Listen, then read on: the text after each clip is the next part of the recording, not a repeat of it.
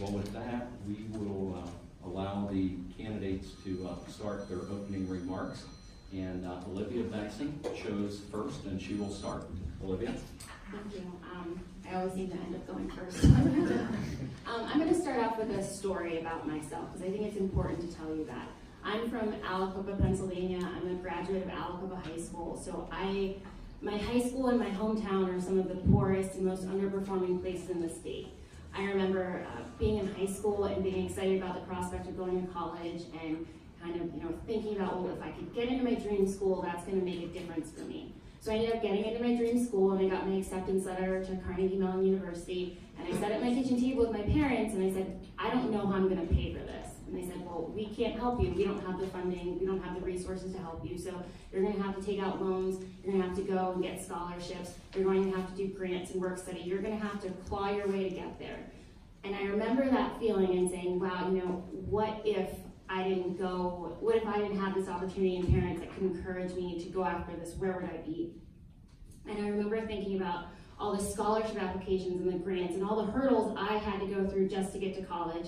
And getting to college was truly an accomplishment for me, and thinking about, wow, I don't want any other kid to have to go through this, and to think about just because their parents can't afford for them to go to college, that they might not be able to go. And that story has inspired my background and my public service and my work. So after graduating from Carnegie Mellon, I went on to earn degrees from Point Park and Penn.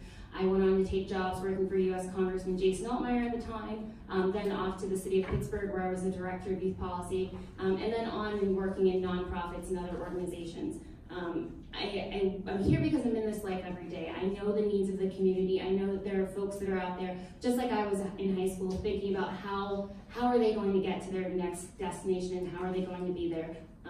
I also want you to know I'm here and I'm going to fight for clean water, good education, quality schools, and the things that matter to folks. So thank you for your time, and I hope that you'll join me in moving the needle forward. Thanks.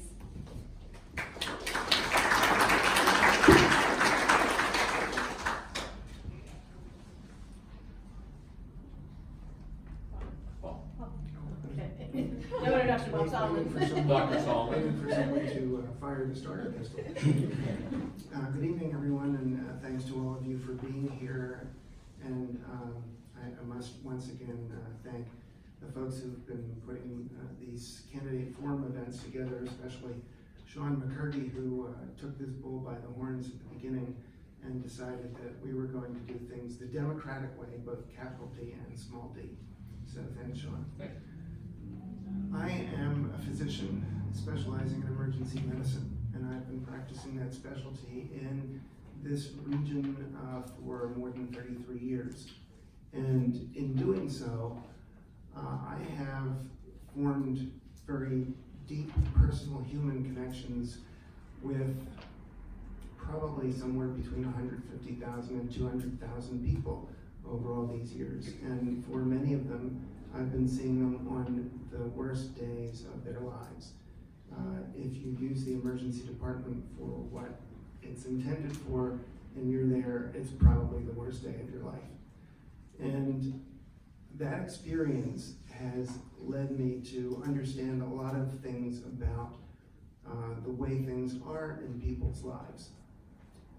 And one of the primary motivators for me to decide to get involved in seeking public office is an awareness that our political system has a lot to say about the access that people have to affordable health care. That is under constant threat, and it's under constant threat at the state level and the federal level. And that's something that I want to work on. It affects all of us. It affects the people who don't have health insurance. It affects the people who have inadequate health insurance. We're going to talk about a lot of other issues this evening, but I want you to know that healthcare is the focus, and it's what brought me into this, because it affects everybody all the time.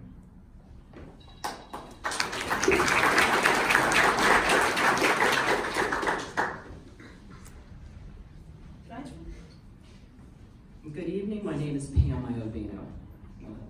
Thank you to the organizers of the event. As I've said before, this gives us, the candidates, the opportunity to reach you, the electorate, Democratic Committee people in what is a unique part of our democracy, this nomination process.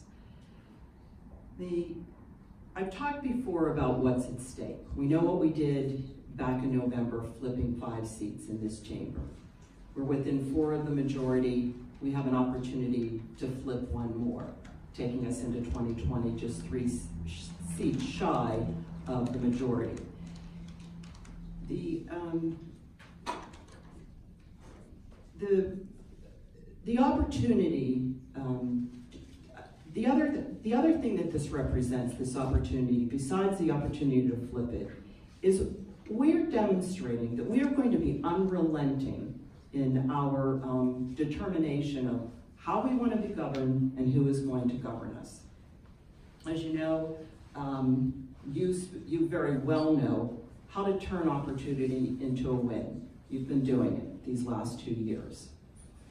One of the things I've been spending my time doing the last couple weeks is calling committee people to talk about this race, to introduce myself, but to hear from you.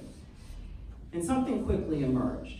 What's on your mind and what you're concerned about with regards to a good economy and health care that is affordable and accessible, public school education, is you're describing the Pennsylvania, the Allegheny County, in my case, Whitehall, that I grew up in, that we won back. You know, I've been the Assistant Secretary at the Department of Veterans Affairs. I had an office that overlooked the White House in Lafayette Park. Next to that window was a gift. The beautifully framed, archivally preserved citizenship papers of my grandfather. That man's granddaughter occupied that office. What that is about is that what I did was reach my potential because of where I started, which was right here. I look forward to your questions this evening.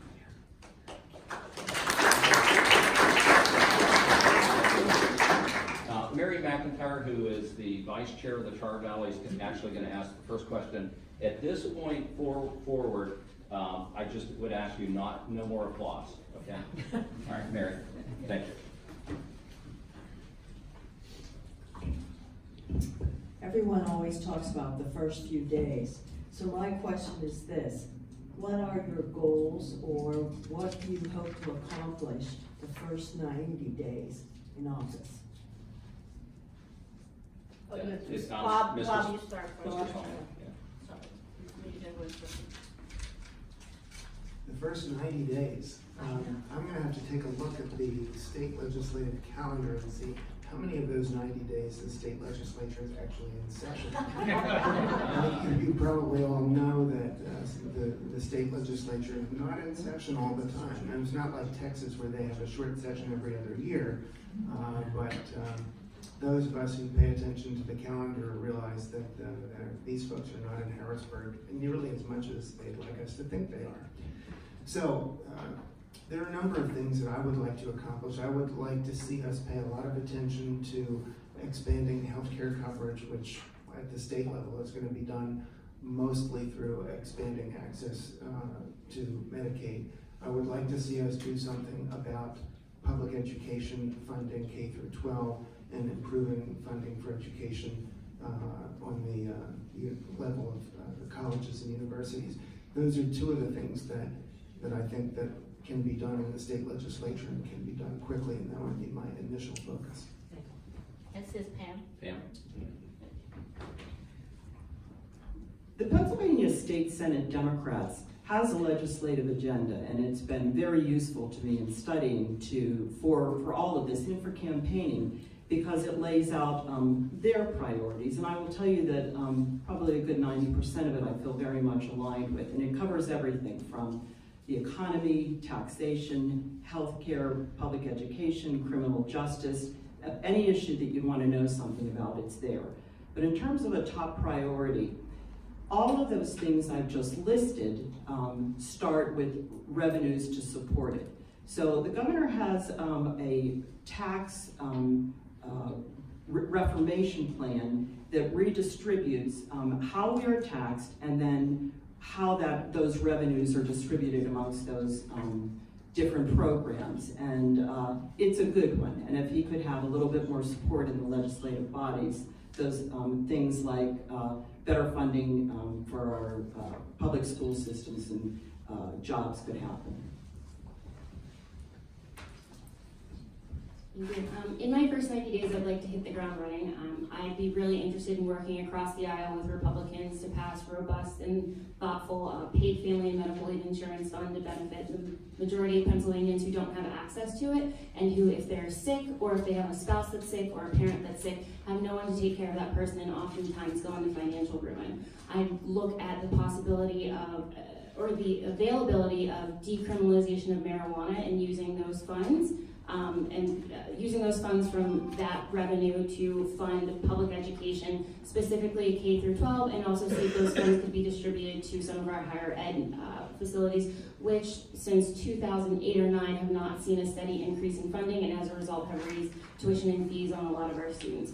I want to make sure that our local EPAs are funded and that our the things that we can do to make sure that all of our water and air and our companies that are polluting our water and air are held to the highest standards, and that those folks would be held accountable for the decisions that they make. Thank you.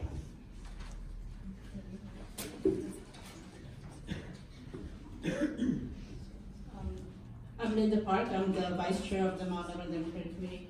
I will ask the next question, but before I ask, I do want to say that we collected questions from our committee, the public, and these are the questions that we generated. There were some 33 questions that were submitted, and most of the questions we'll be asking tonight are the questions from that list. So the question I have, I think it's related to some of the things we already sort of mentioned. It has to do with K through 12 education. So this was one of the questions that was submitted.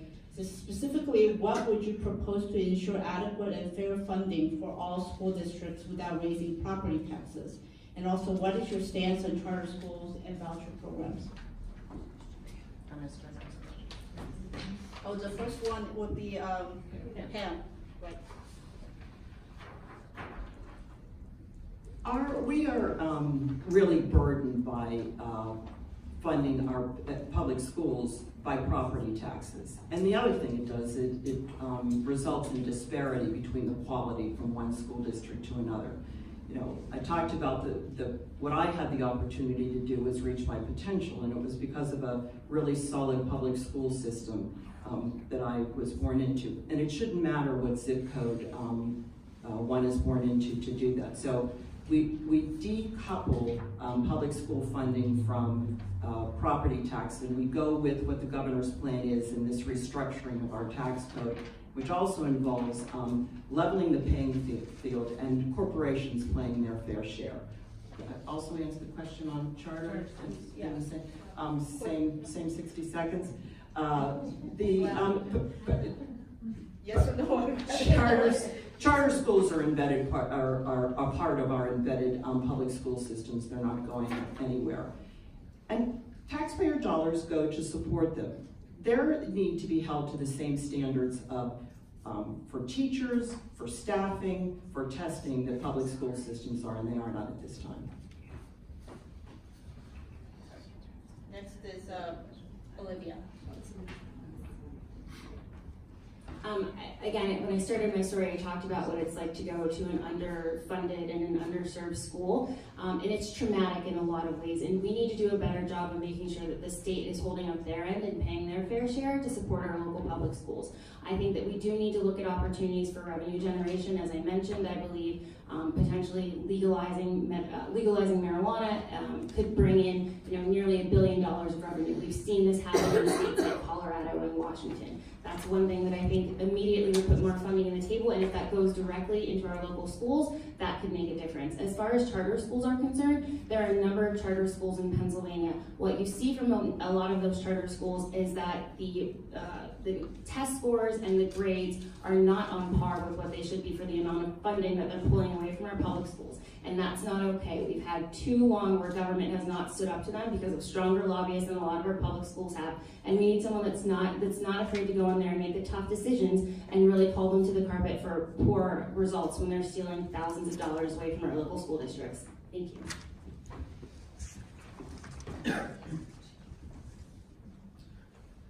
When we look at funding for K through 12 education, we see tremendous variability from one place to another. If you just look at numbers, money that is spent per student, you see a great deal of variability from one place to another based on community wealth, and that in turn is determined by property values and property taxes and by income taxes, because some places have a bigger tax base than others. When you compare amount of money spent per student in the public schools with the amount of money spent per student in private schools, that difference is really eye-popping. So where's that money going to come from? Well, a lot of it is coming from the state level, and that is a matter of budget priorities. There are places where money can come from that we're currently spending on other things like state prisons and county prisons. With regard to charters and vouchers, I am an ardent supporter of giving people choice, as long as you give that choice to everyone. And the system of charter schools and vouchers does not distribute choice evenly. It distributes choice inequitably, and that's unacceptable.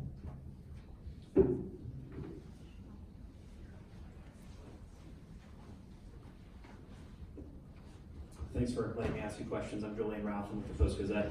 I want to ask you, what can and should the state legislature do to curb gun violence in our Pennsylvania communities?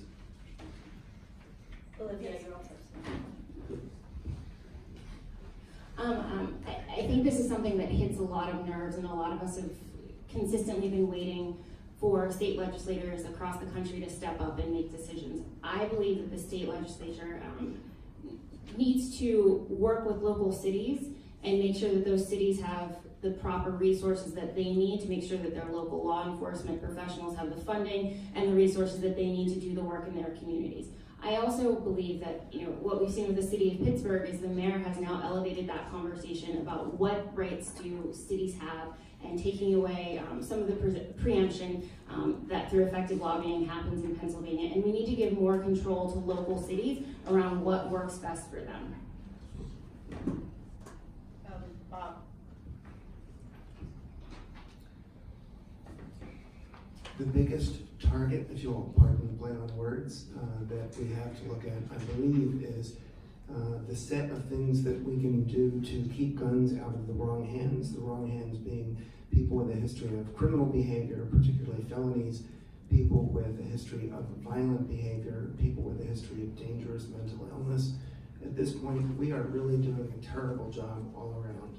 The databases that we have to prohibit people who are disqualified from purchasing firearms because of felony records, the quality of the data is terrible.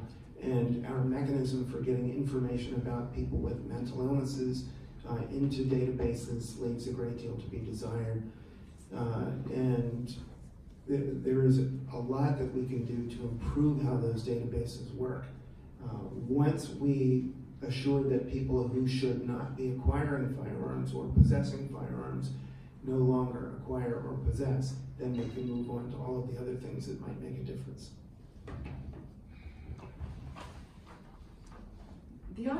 One of the ironies about what Mayor Perdue is trying to do, which I am behind 1,000%, which to remove this type of weapon from our streets, because we can call them semi-automatic or automatic, which the gun lobby has spun this new name for us. They're machine guns. The lawsuit that's going to be brought is going to be brought on the grounds that there is a law in the state that this issue of guns must be legislated statewide. So they're going to attack him under the auspices that he cannot do this as a city or municipality or something like that. The intent behind it is good, that we don't end up with patchwork laws, particularly in something as important to this. But here's what we do. What he wants to do, it needs to be elevated to the state level. This has to be across the board. So I'm behind 1,000% what he wants to do. It may come under attack legally, but we should do it at the state level.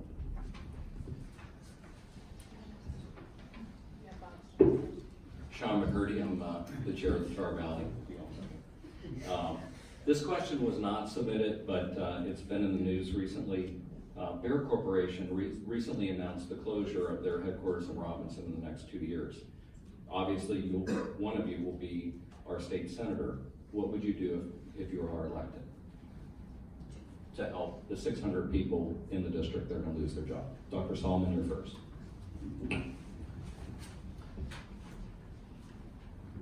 Well, the first thing that I think is useful to do is to examine why this is happening. And it's happening because of a trend in healthcare, in the pharmaceutical industry, and in other parts of the healthcare industry, including hospitals and including just about everything that you can look at, in that it is, thanks for that feedback, it is profit driven.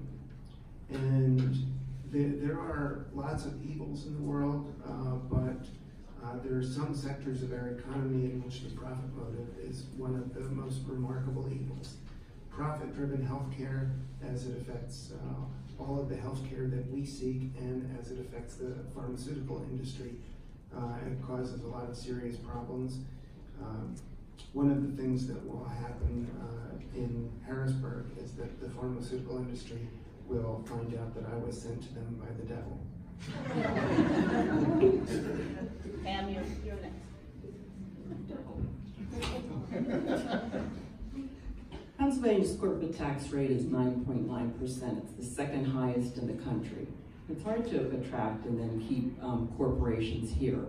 The other thing the corporation does is something called the Delaware loophole, which allows them basically to reduce their corporate liability by having subsidiaries within their organization dispersing this tax burden, and so they end up paying far less than that.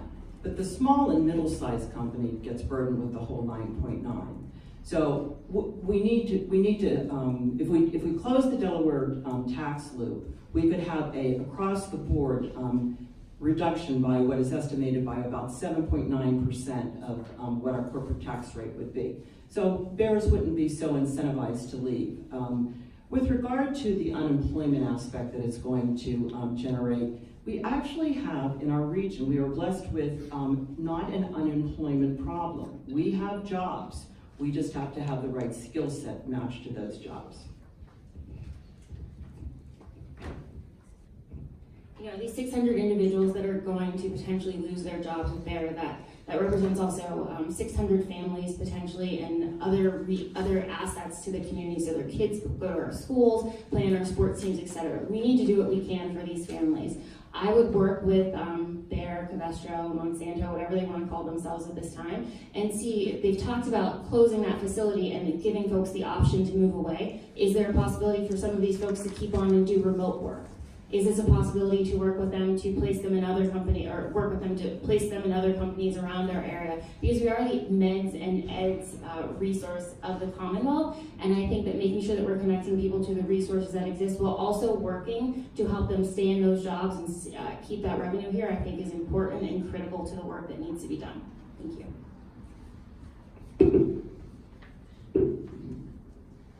The next question is on healthcare.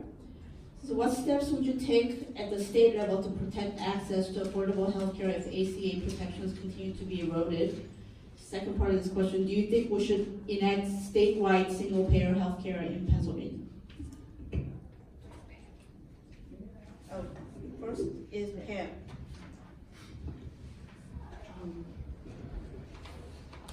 Protecting the Affordable Care Act is something first and primarily something the federal government has to do. And I think it's very unfortunate that we got rid of the individual mandate. If they couldn't, and after dozens and dozens of votes get Congress to repeal it, they're going to try to chip away at it. So it is incumbent on the states to do that. We keep Medicare expanded so that we can we help people in that way. The part Single payer. You know, I had an employer for 23 years called the United States Navy, and healthcare was certainly a right, not a responsibility. It led to a healthier workforce they weren't worried about being an injury or an illness away from bankruptcy. They didn't worry about their families. They were more productive on the job. It was the most cost-effective, and it was the cheapest way to deliver health care too. It absolutely has its place. Olivia? You know, I think that what we've seen is just over the past 2.5 years, and even more, the possibility of the ACA being rolled back, and it has been rolled back. There's been less marketing of potentially getting people to sign up for those things, and we cannot continue to let the federal government hold us hostage. We saw that happen with CHIP, and CHIP is our baby. We started that in Pennsylvania, and we saw that eroding of CHIP and taking away CHIP would put millions of Pennsylvania kids at risk without health insurance and have a devastating impact on their lives. I think first of all, we need to make sure that we can fund CHIP in the state of Pennsylvania, whether that be through, legalizing marijuana, reducing, working to close the Delaware loophole, figuring out ways to better fund our systems. We need to do that. That needs to happen. As far as single-payer healthcare goes, I do think that is something that we should move forward to move forward to looking at. We do have some high-risk pools in Pennsylvania. We use them for auto insurance. I think that having something like that right now could be something that's really shores up a lot of our residents in the state, especially those that don't have access to health care.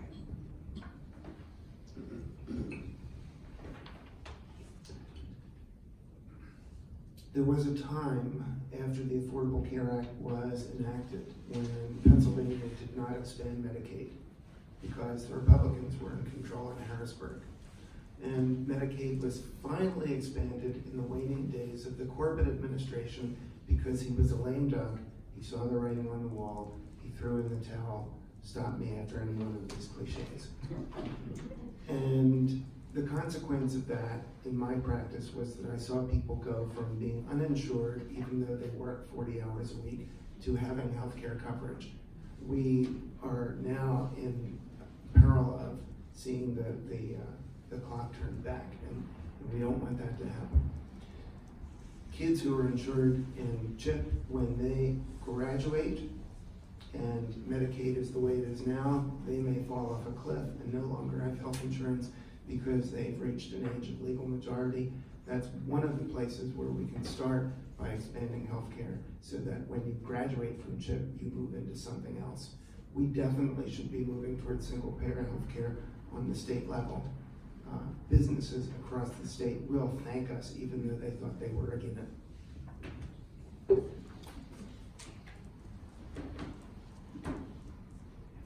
Which policies do you favor to address inequalities facing women in Pennsylvania? Olivia, you are. There's a couple of policies that I think would make a huge difference for women in Pennsylvania. One, I think, is raising the minimum wage. A lot of folks that are working are women in the state of Pennsylvania. They're oftentimes working low-wage service jobs, and working 40 hours a week and remaining in poverty makes no sense to me. And I think that we do need to do a better job of raising our minimum wage gradually and at least being on par with our surrounding states. The second one, as I mentioned, is a statewide paid family and medical leave insurance fund. Women are oftentimes caregivers and caretakers in the home. They're taking time off of work to care for a loved one, to care for themselves, to care for a new child. This automatically pulls them out of the workforce, and this reduces the amount of money that they could potentially earn over their lifetime. I think shoring that up would put more folks in the workforce, would give people a safety net, and they wouldn't have to worry about losing everything just because they got sick.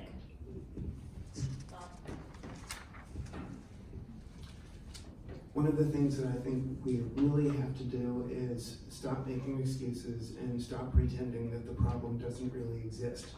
Every time I see an article on inequality, economic inequality affecting women, whether it's in Pennsylvania or across the country, there's an amazing response from people who insist, oh no, this is an artifact. This is because women don't work as many hours. It's because women are not as ambitious. It's because women don't negotiate as well.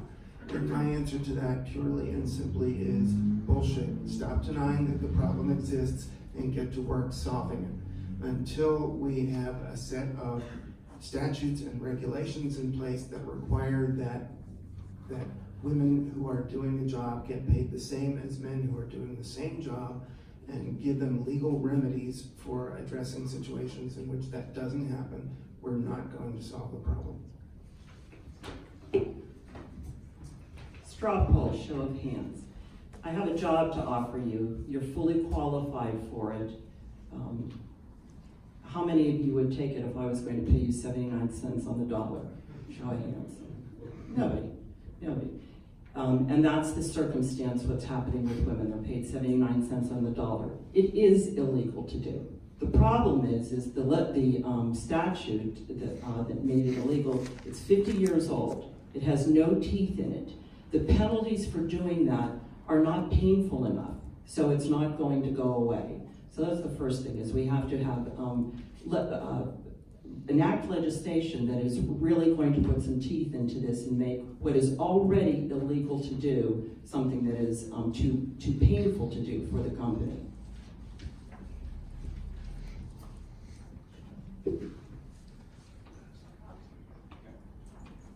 Dr. Solomon, you're first. CNN released a study that more people will die from opioid addiction than car crashes. Do you think methadone and Suboxone is the answer? If not, what is? Well, there is no one answer. There's no question that what is called medication-assisted treatment with drugs like methadone and Suboxone can be helpful. There is also no question that some form of counseling or psychotherapy coupled with medication-assisted treatment is essential. A lot of the reason that we're not accomplishing nearly as much as we should is that the system that we have for addressing opioid addiction is seriously under-resourced.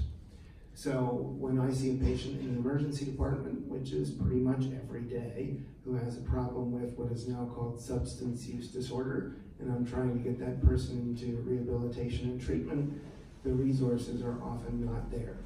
So we need to do a much better job making resources available. We need to recognize what it requires, which is not a week or two of treatment, but 90 days or more. Pam? It is not sufficient to simply substitute one substance for another. It is not comprehensive treatment, as Dr. Solomon clearly stated, and is the most qualified to make that statement of those up here. So it does need to be a comprehensive thing to do. And the other thing, just generally on this issue, is that sadly there probably, back to the hand raising thing, there probably isn't a single person in this room who has not been affected by this, whether it's the opioid epidemic or alcoholism or some substance abuse and addiction. This is a very democratic problem, and we are not doing enough to treat it comprehensively from the standpoint of law enforcement, treatment, and the economic underpinning that makes people feel hopeless and fuels the whole addiction cycle. So more to be done. I think the answer to this is thinking about what exactly does a comprehensive system look like. While there are, methadone and Suboxone treatments available, the best place, unfortunately, to get treatment for opioids is the county jail. Now think about that. The county jail is the only place that's actually fully stocked to do this, and then unfortunately folks end up in the county jail, not because of necessarily committing a crime, but because they're in the middle of a public health crisis, and this is where the treatment resources are. We need to do a better job, and that means making sure that we have social workers that can do the work, we can connect folks to clinics, and a lot of times when folks are seeking treatments, if they don't have time off from work to get treatment, they're not going to be able to do that because they're going to put their families and their livelihood in even more jeopardy. So I think we need to do a better job of thinking about what exactly does a comprehensive system of treatment look like, and make sure that we're funding the resources that can make a difference without necessarily just talking about them up here. Making sure that we're getting those resources in the hands of the counties and the localities that can do what they need to do.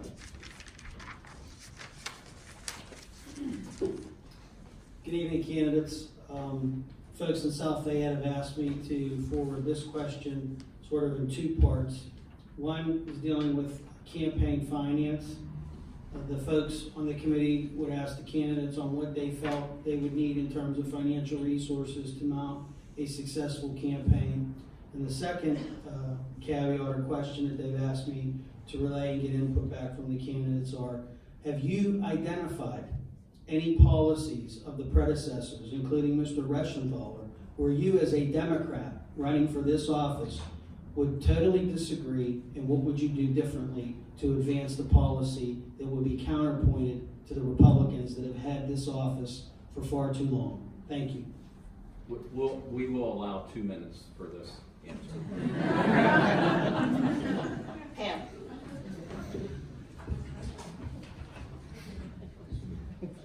We need campaign finance reform. I mean, it starts at the federal level.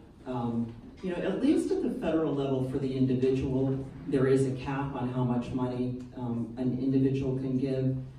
If you are not aware of, at these races that we're in right now, there is no limit. There is no limit whatsoever. And so it does not make the democratic process in terms of anybody can run really, entirely a reality. It's probably going to, we have an apparent opponent on the other side who will be a self-funder and eliminate this whole situation for themselves by simply writing a check, which will be entirely legal to do.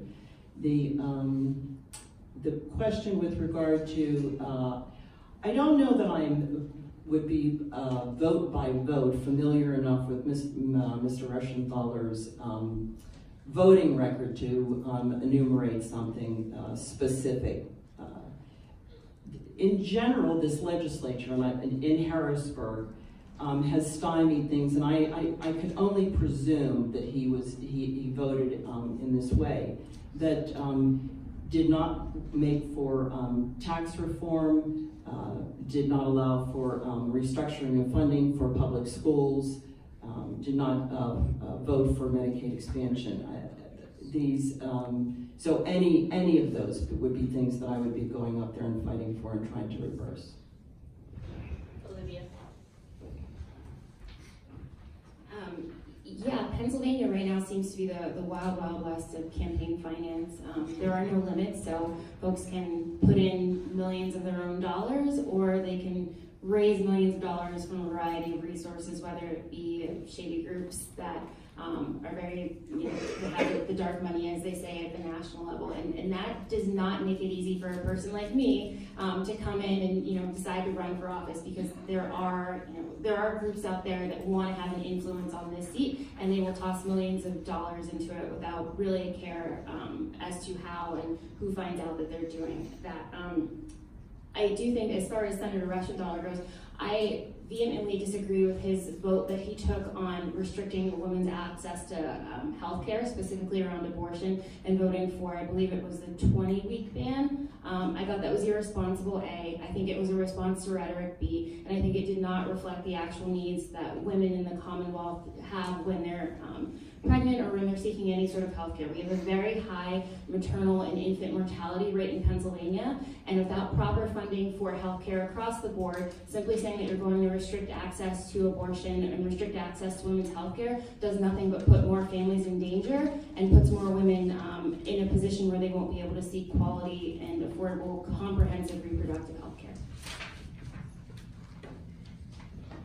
I feel like I need somebody to restate the question. How much money do you think it's going to take to win? And secondly, where do you feel as a Democrat you would be able to counter the position of your predecessor, Mr. Reschenthaler, on policy?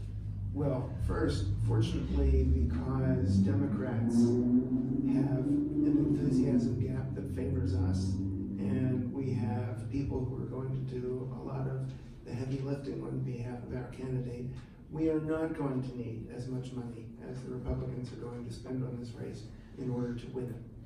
And that's a good thing, because Raja apparently has deep pockets and is willing to put a lot of money into this. We won't need that much.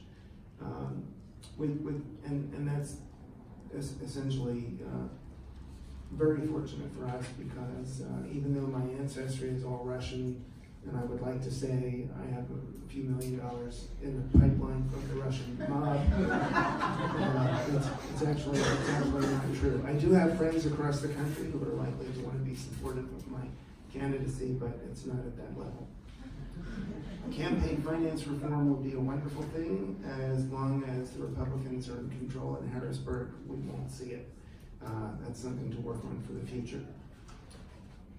If you look at Guy Reschenthaler's voting record in Harrisburg, it is a monstrosity, and it's why so many of us worked so hard, unfortunately came up short to keep him from being elected to Congress last November. So certainly his voting for a 20-week ban on abortion is just one more reprehensible thing in a long litany. But when that vote is coupled with the way he voted on measures that would protect women who are victims of intimate partner violence and whose intimate partners are in possession of firearms, you have to look at that and say, dude, do you really hate women that much? Is it really across the board? We really have to do better, and we will be very well advised to tie whoever the Republican nominee is to those same positions, and I know we can do that.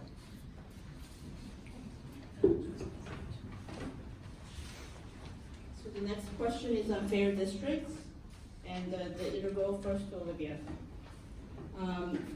If the Democrats gain a majority in the state senate in 2020, would you try to produce legislative district maps that favor the Democratic Party or work towards fair and nonpartisan redistricting?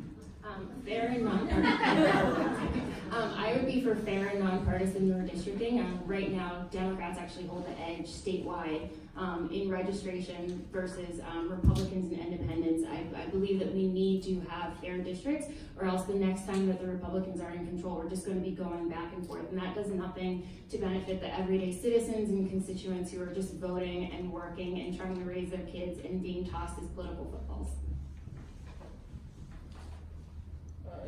Bob.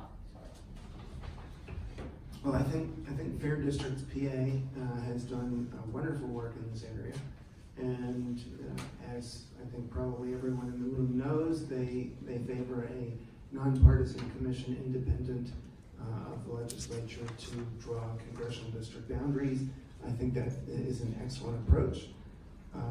If we have Democratic control of the state legislature and Democrats are in charge of drawing the district boundaries, then maybe we could do what the Republicans did, and instead of having a 9-9 congressional delegation or a 13-8 Republican, 13-5 rather Republican weighted delegation, we could have 13 Democrats to 5 Republicans, except that the public would think, you know, it doesn't really matter who's in power, they're just going to do what favors their party. So an independent, nonpartisan commission is the way I think we ought to go.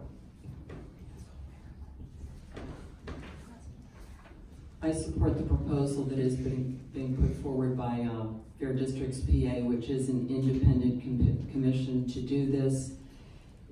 What we have right now, even though it benefited us this go around in redistricting, as much as I am a staunch Democrat, a lifelong Democrat, I think I'm an American first, and it just isn't good for the process. This pendulum swings one way one time and one way another time.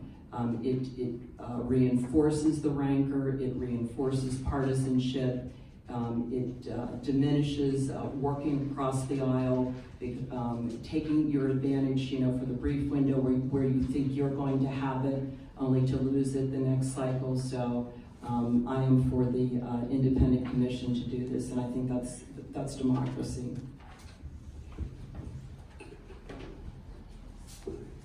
Let's fast forward to a couple weeks from now, and one of you presumably is the nominee, unless something gets really weird in the Democratic Party. A Republican comes up to you on the street and says, "What are you going to do for me in Harrisburg?" What do you tell them?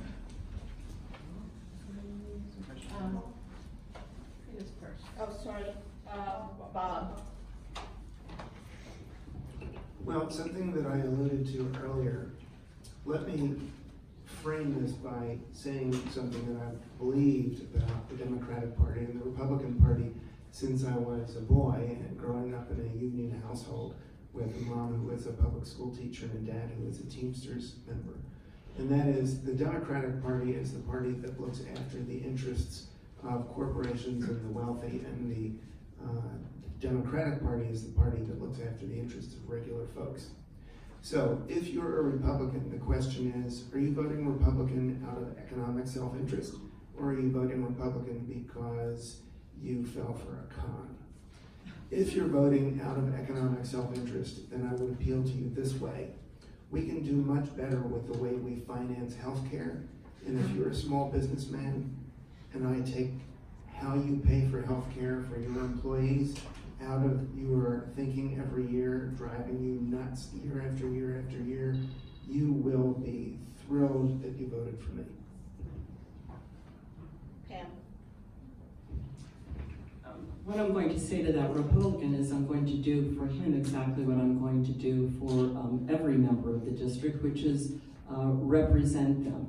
I've had experience in the legislature, not as an elected member. I've worked congressional liaison in the Navy, in back-to-back tours, advocating up on the Hill between the Pentagon and Capitol Hill. I was then the Assistant Secretary for Congressional Affairs, advocating for our 25 million veterans in this country. Nobody ever asked me if I was an RRD when I was doing that. Nobody ever asked whether the issue was RRD.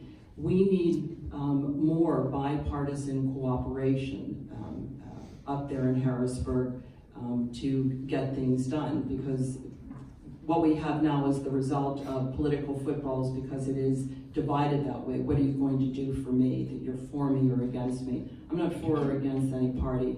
As a fighter for the 37th district, I am the representative of all the people. I'm going to say to that individual, I think I'm going to be taken aback by the question, right? Because we've gotten to the point where it's Democrat or Republican or not. And we've lost too many people in that conversation because we are the Democratic Party. And I think telling our story of how, we are the ones that are going to fight for clean air. We're the ones that are going to fight for clean water. We want good schools for every kid. We want to make sure that healthcare is affordable. We want small businesses to be able to do small business well and not bear the burden of a very unfair tax structure in Pennsylvania that really does inhibit small business from starting and thriving. I'm going to tell them that I'm going to work for them, and I want them, if I am elected, and if I do get their vote, I want to talk to them, and I want to make sure that I'm representing their views just as much as I'd be representing any other person in the district views, because at the end of the day, we cannot continue down this path where it's Democrat or Republican or this or that, because we're seeing that it's stalled our government, it's stalled progress, and it's held us in a very bad position for the past decade and more, and I think we can do better. Who's first? Pam. Pam, we'll start with you. Do you think hamburgers is an actual word, or one Donald Trump actually made up? No. We had to laugh a little. That can't be my question. It's not your question. See, Democrats have a sense of humor. Outside of the legalization of medical marijuana, what other revenue opportunities do you see without raising property taxes? Medical marijuana or recreational marijuana? Other revenue opportunities outside of cannabis and marijuana. So what other revenue opportunities does the state have to generate without raising property taxes?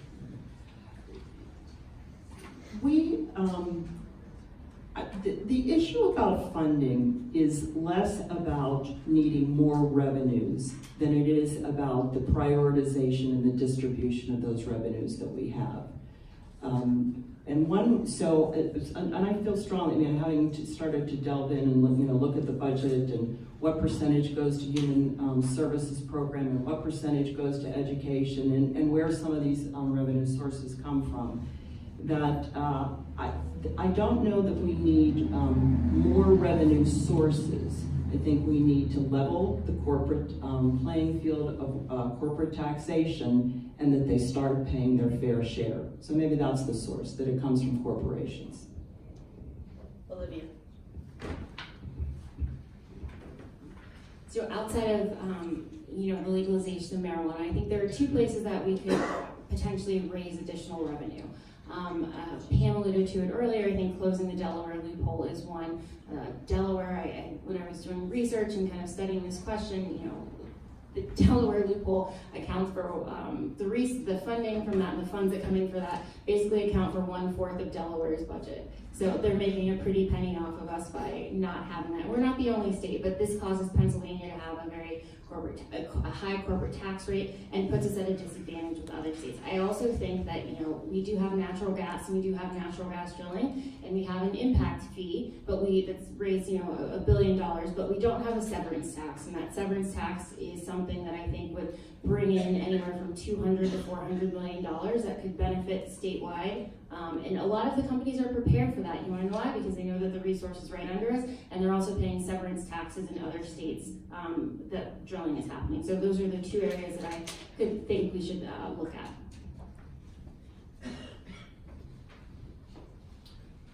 For those of you who are not familiar with him, I heartily recommend Randy Rainbow.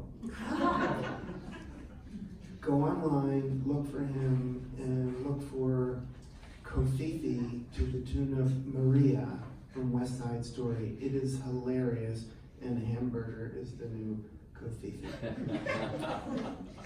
So, sources of revenue. Everyone here knows that anytime money changes hands, the government will tax it. And so the question is, well, is the new source of revenue going to be existing economic activity that is not being taxed or is not being taxed very much now, or is it going to be new economic activity? So cannabis falls into the realm of new economic activity, but there's a lot of economic activity that's undertaxed now, and we've already alluded to two of them.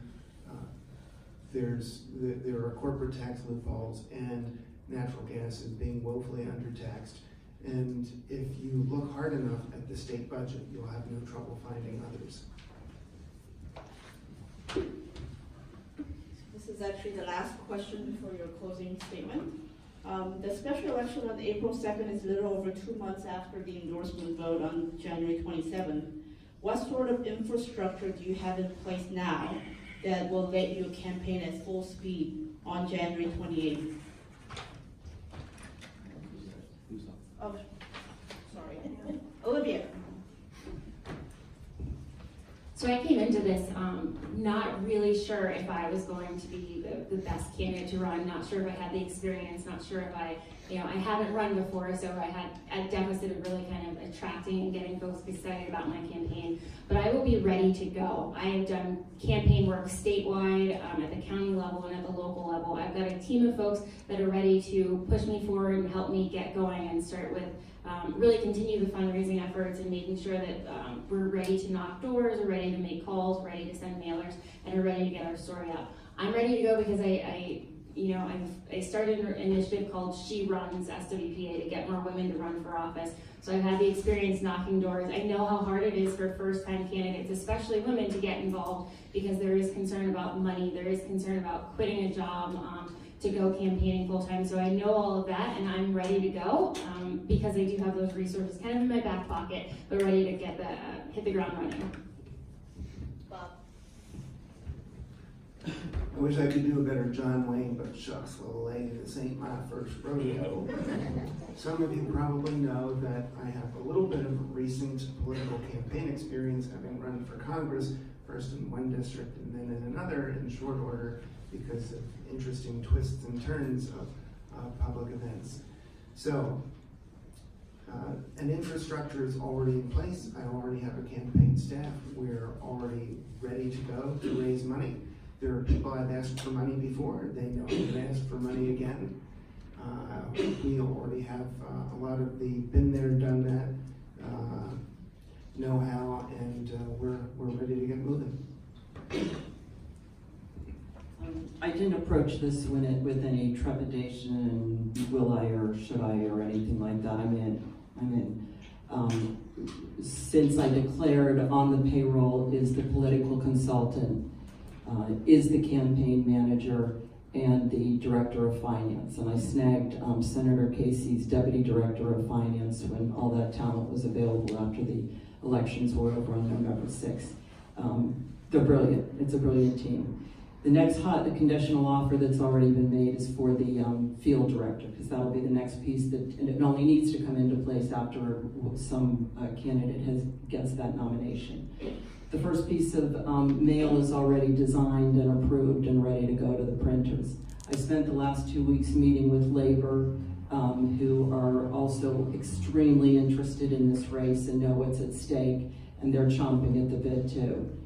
And then the last piece, ladies and gentlemen, is all of you, is that volunteer, that activism place. I think you're also chomping at the bit for a candidate. We're ready to go. So we're now going to do the 2-minute closing, and Linda, who? Bob, you're on first. So it's Bob, Pam, and then Olivia. Well, again, I want to thank all of you for being here this evening. Fortunately, we didn't have snow and ice to make things slippy for us. When you look at public opinion surveys, you find that there are several things that come up repeatedly as issues that people say are important.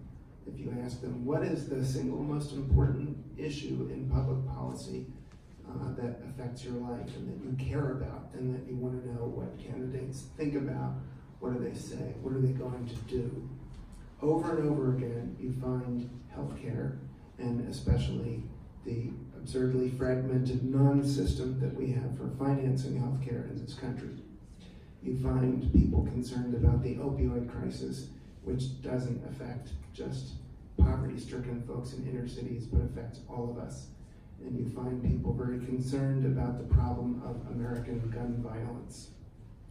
So I ask you in my closing statement to look at the candidate you have before you, the candidate I offer to be, and to note that these policy areas are ones in which I have more than 3 decades of experience professionally, more than 25 years of public policy expertise, both studying and teaching, and ask what could be better than the opportunity to send to Harrisburg someone who is an expert in health policy, someone who has been at the bedside of a gunshot victim and opened a chest and found a big ragged hole in the heart and seen up close and personal the effects of American gun violence, with a nurse by his side whose son played high school football with the victim of the shooting. What could be more useful than having someone who treats victims of opioid addiction every single day? So in areas that the public has identified as important to them, you can send someone to Harrisburg who has experience and policy expertise in all 3. And I ask for your support to give me the opportunity to work on these and all the other things we're concerned about.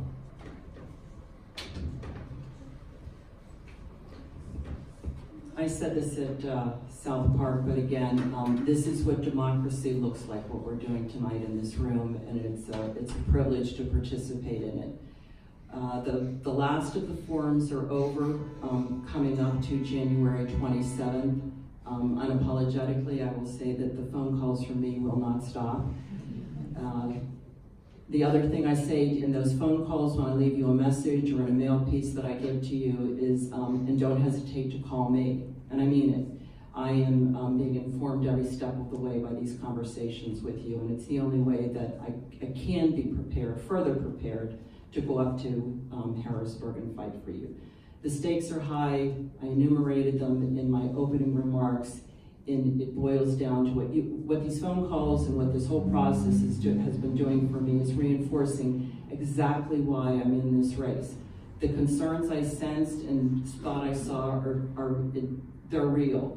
That the environment that allowed me to just simply reach my potential is slipping away. Aspects of it gone or eroding. We can't let that happen. Whatever that individual's potential is, that's what the country's all about, that we have the opportunity to reach it. I will be continuing to reach out to you to earn your support on the 27th. I hope to earn it, and then I hope to go to Harrisburg and be a fighter for you up there.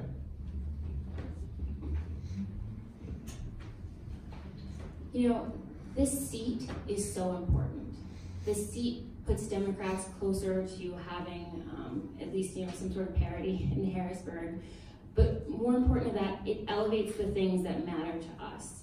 I'm here because I believe that folks that are working 40 hours a week should not be living in poverty. I'm here because I believe that the fact that we had an air quality warning in the Mon Valley and folks didn't know about the air quality warning until about 10 days later is problematic. Who's fighting for them? Who's going to stand up to those organizations and those entities that, while they're providing great jobs, are not doing the work, they're not keeping their part of the social contract. They're not making sure that they're not polluting our environment. I'm here because I think that education matters. I'm here because I think that we can do better, and we deserve someone that knows the issues, that's going to go and advocate and fight for the things that matter to us, and not just, not just stand there and get pushed around by the Republicans on the other side, and not get pushed around by party leadership. You know, I've spent the better part of my career working in the nonprofit sector, so when I talk about these issues up here, it's because I'm familiar with them, and I know the families that are impacted by them daily. You know, whether it's folks that are suffering, that are dealing with food insecurity, or who aren't sure how they're going to pay their bills if they have a healthcare crisis. You know, I think that at the end of the day, it's up to everyone in this room to make sure that we get out and vote, and we get out and support a candidate that's going to fight for them. And I'm humbly asking for your support, and I look forward to having more conversations than I've had with some of you, but continuing those conversations, because whether it's, you know, someone that I talk to in Moon that cares about environmental quality, or Bethel Park that's worried about, you know, whether or not their child is going to be able to afford their college education, these issues are things that matter to Democrats, and we need someone that's going to go there and fight for that. So I humbly ask for your support on the 27th. Thank you.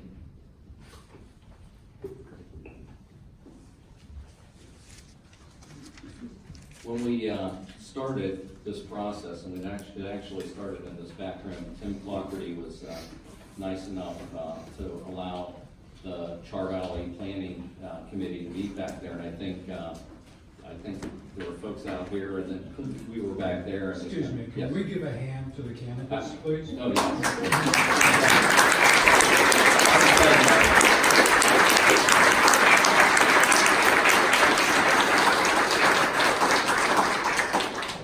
When we started this process, these three were actually in the room with us.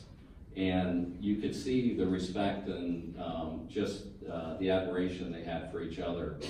The cooperation that they exhibited with all of us when we were working to plan these events. You could not have asked for three nicer people to work with. From our events in South Park, and then obviously the vacant and this. There was a lot that went into this. But these three individuals really made that process a pleasure. So again, how about a nice round of applause?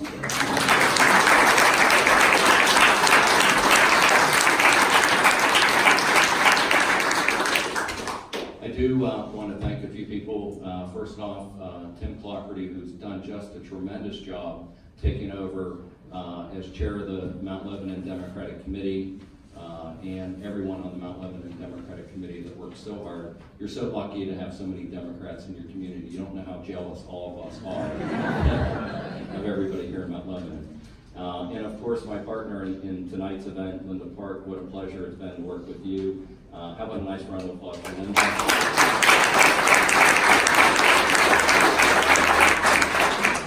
And to Julian Ralph, who I believe this is your first campaign event.